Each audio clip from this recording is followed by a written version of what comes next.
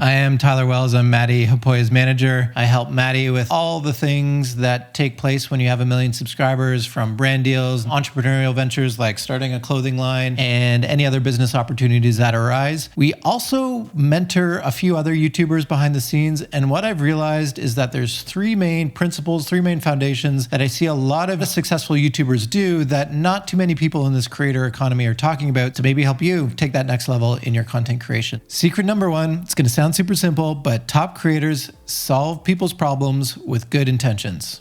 That's it.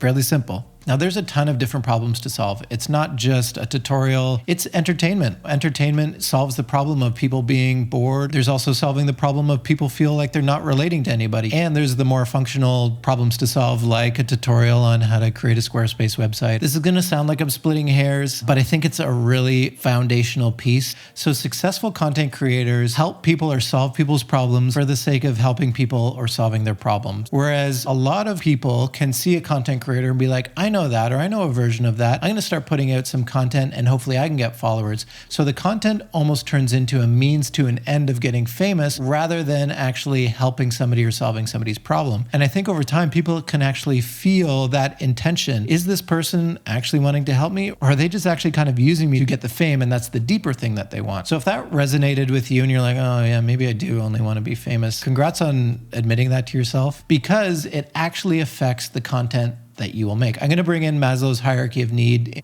And Maslow's hierarchy of need just kind of explains the different stages of need that we have as humans. And so if we are creating content for a sense of belongingness, I think that's a horrible place to create content from.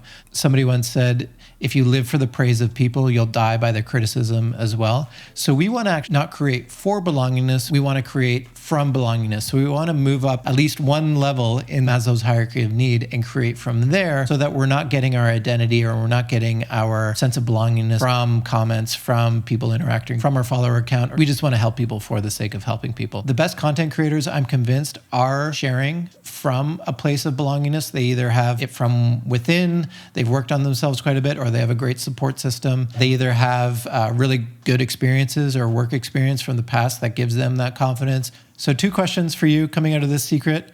What problem can you help people solve? And do you need to go to therapy? I'm only half joking with that one, but what do you need to do personally to make sure that you're creating from a sense of belongingness, not for belongingness? Was this point a little harsh? Felt like it was a little harsh, but I think it's true and helpful.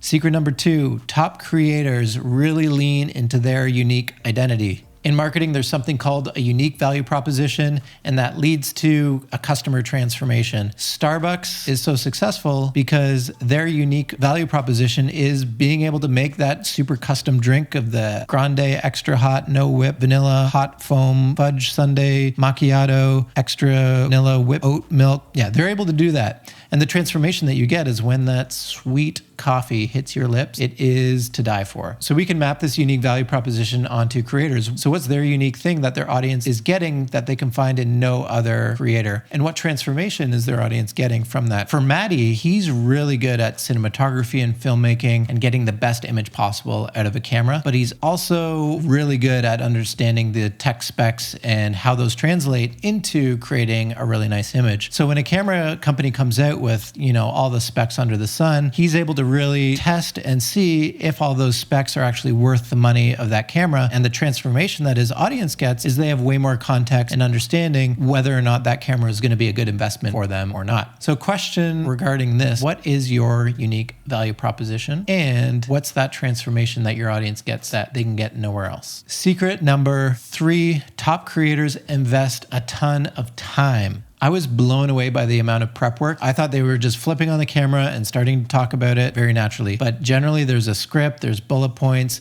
they're thinking about story arc, they're thinking about beginning, middle, and end, they're thinking about the act 1, act 2, act 3. But when we watch it, it feels like they're just flipping on the camera and just chatting with us. And the reason why this is a secret is because people see the end product, the video, they're like, oh, they're just flipping on a camera and chatting with me. I can do that. And then when they go to do it and look back at the footage, they're like, that sentence doesn't make sense. That was just rambling. This is awful. Did I have a stroke in the middle of this? What happened? But it's not just the prep work. It's not just making the video. It's also what they do after the video. Titles and thumbnails. Creators spend a ton of time on massaging what the title should be, spending time creating that thumbnail, setting up different lighting, taking a picture, not just taking a still from the video. All of these things are such a big time investment for each video that if you're not rearranging your schedule to have time blocks where you're focusing on different things, you are probably not going to succeed as a creator. There's a podcast with comedian Bert Kreischer and Casey Neistat, and Casey says basically every single word and syllable in his vlogs for however many years he was vlogging was very much intentional. And then all the while, like every time I talked to camera, it was meant to feel super spontaneous and conversational, but like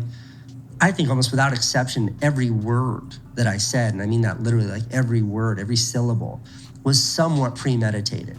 How can I say this as concisely as possible? Which was surprising to me because Casey just feels like he's talking to the camera. So question for you for this third secret is how are you going to change your schedule so that you can invest more time into content creation? So I want to leave you with a tool and identity statement that kind of wraps these three secrets into one nice take home. Here's the framework. I am and your functional identity. I help, and you want to put your target market or your niche in here. Do or understand, you want to put your unique value proposition so that your promise transformation. I've spent some time doing this myself. Probably the last month or so, I've been refining and tweaking this. Here it is for me. I am a holistic business thinker, marketing manager, and funny guy. I help creators, entrepreneurs, and brands, target market, rest in their identity, think through their strategy, and move forward in their tactics, unique value proposition, so that they're personally healthy, professionally confident, and tangibly hitting their goals, promise transformation. And for each value proposition, I had a related promise transformation. So rest in their identity is connected to personally healthy. Think through their strategy is connected to professionally confident, and moving forward in their tactics is connected to tangibly hitting their goals. If you like the sounds of that, feel free to subscribe down below. I want to be putting out more content around this stuff, around creator economy things. Thanks for watching,